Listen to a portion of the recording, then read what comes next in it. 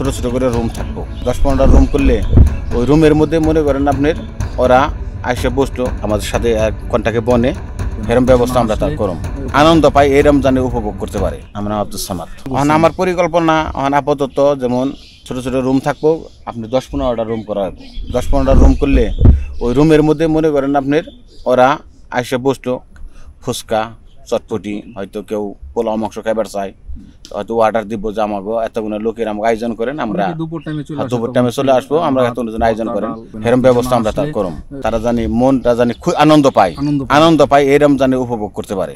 এই সিস্টেমটা করার নিয়ত আছে, করার চিন্তা ভাবনা।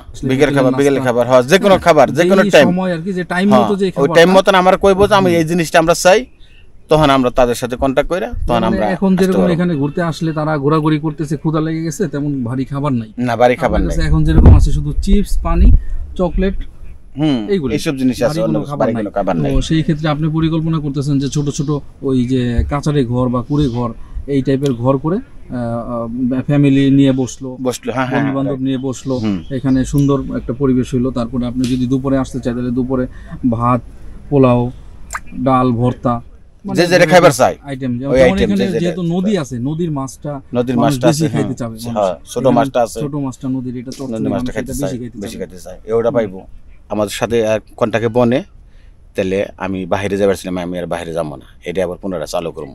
আমরা আশা করি যেন আপনার এই স্বপ্ন পূরণ হয় ইনশাল্লাহ। আপনি বিদেশ না গিয়ে দেশের মাটিতে আমাদেরকে এরকম একটি পর্যটক কেন্দ্র উপহার দেন, যেখানে আমরা এসে আনন্দ পাই এবং আমরা পরিবার সহ আসতে পারি, এরকম একটা পরিবেশ আপনি তৈরি করুন, এটা আমরা আমাদের চাওয়া ইনশাল্লাহ।